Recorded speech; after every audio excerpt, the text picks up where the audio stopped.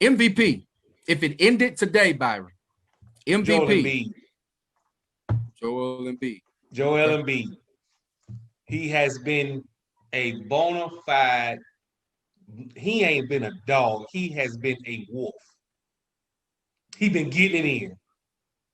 What is your definition for MVP? I hate this award because it seems like it switches every year about what they're looking for. You know, it definitely does switch every year. Is it the best player on the best team, or is it the guy with the best stats?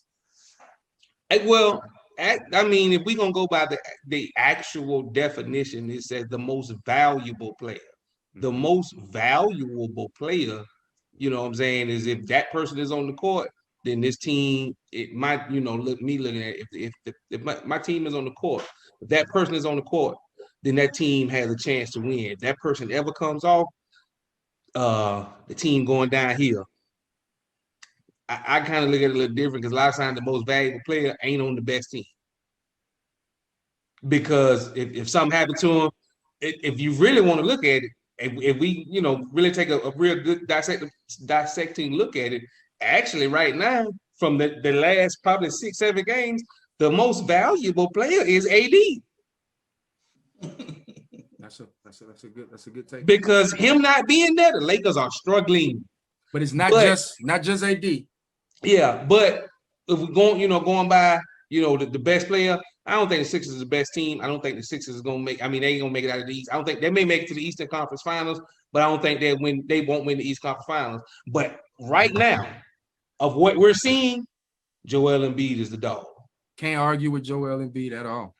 Can't either, but that's not who I'm gonna pick. And I know y'all ain't gonna like my pick, but first of all, I'm with you, Isaac. I hate the award. I think it's viewed way wrong. I also think they probably should wait until after the playoffs. Please. No, they shouldn't do that. LeBron to get it every year. Well, that again, I mean, again, I've seen MVP get knocked out. I mean, how the MVP don't get in the playoffs and succeed, and he the MVP.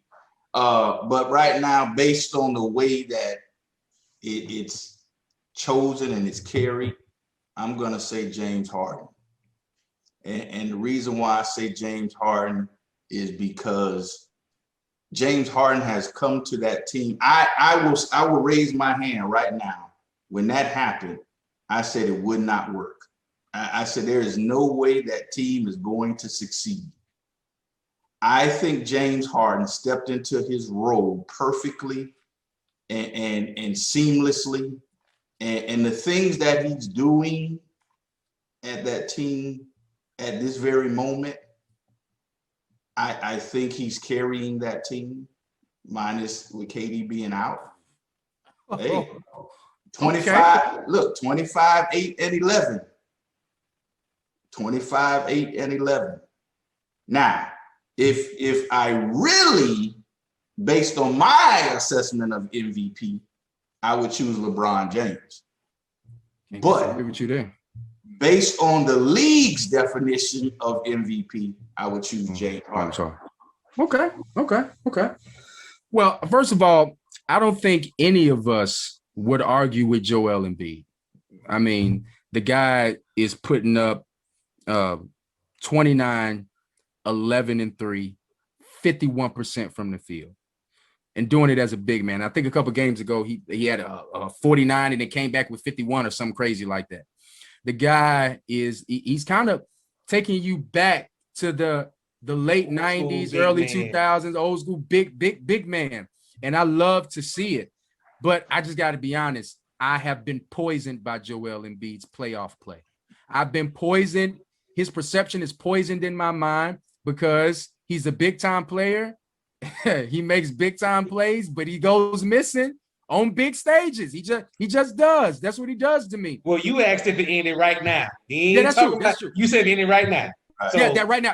I'm just saying my mind, but I'm trying to get over what I see in my mind. That's why I say I wouldn't argue with that. But I still probably wouldn't give it to him. I definitely ain't giving it to James Harden. I know it.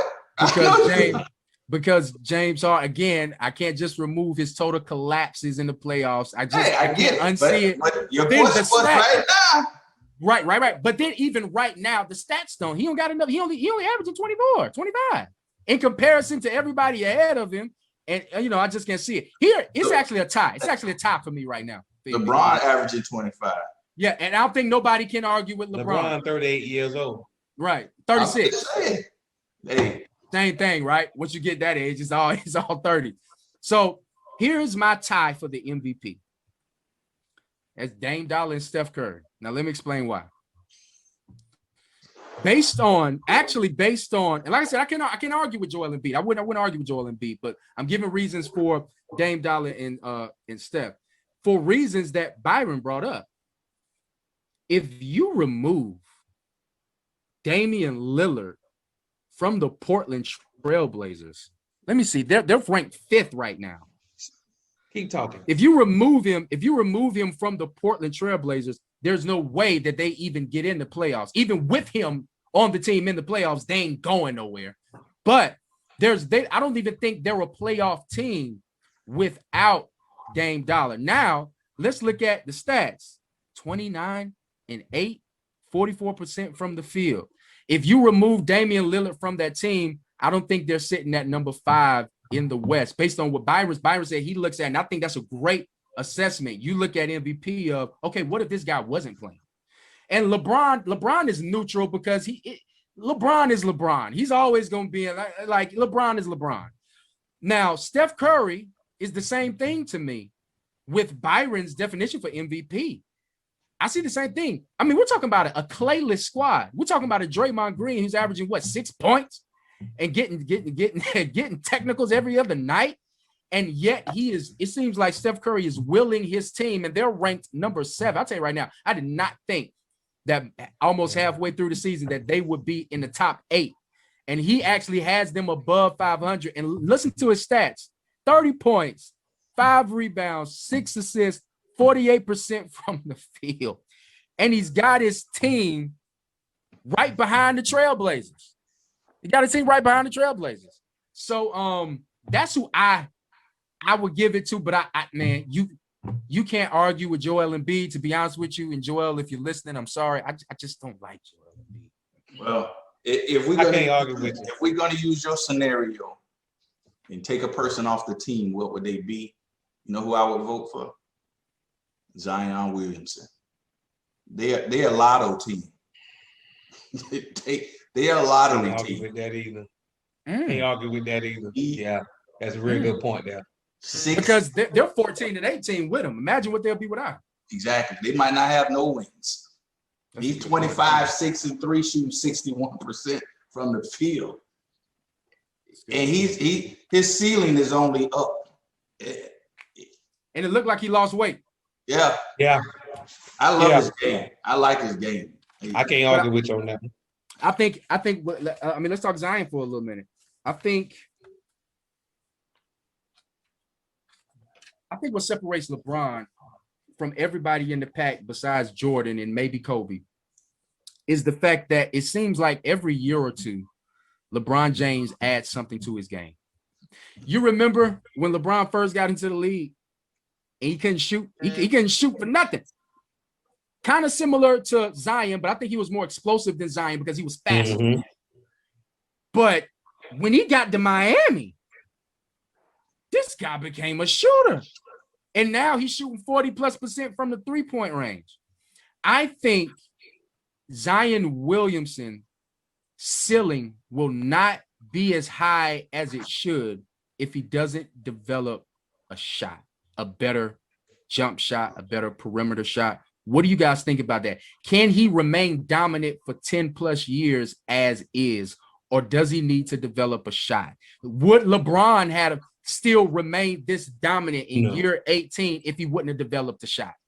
Yeah, I think for sure he need a mid-range game. When he came out of college, you know who I compared him to? One of my favorite players. No, Larry Johnson. Larry Johnson, yeah.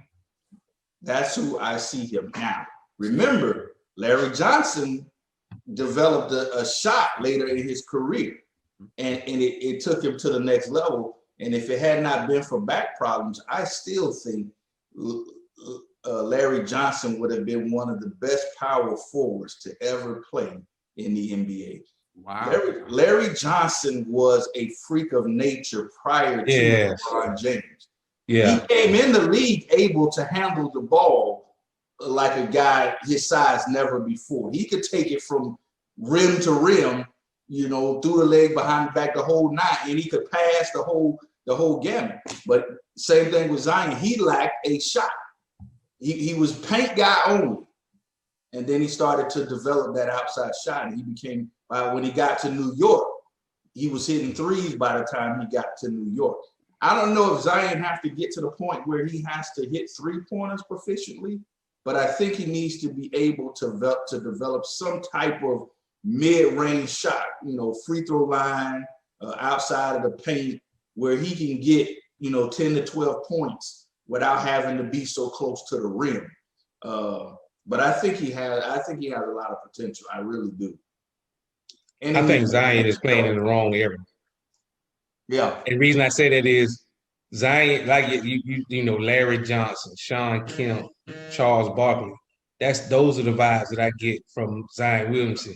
If he can develop, listen, if he develop a 20-foot Tim Duncan, yeah, a 20-foot backboard, he gonna be a monster. He's a monster now.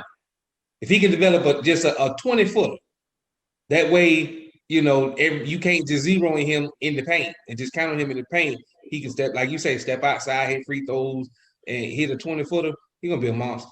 He'll be a bona fide monster for a long time. And actually, it'll preserve him because he won't beat his body as bad.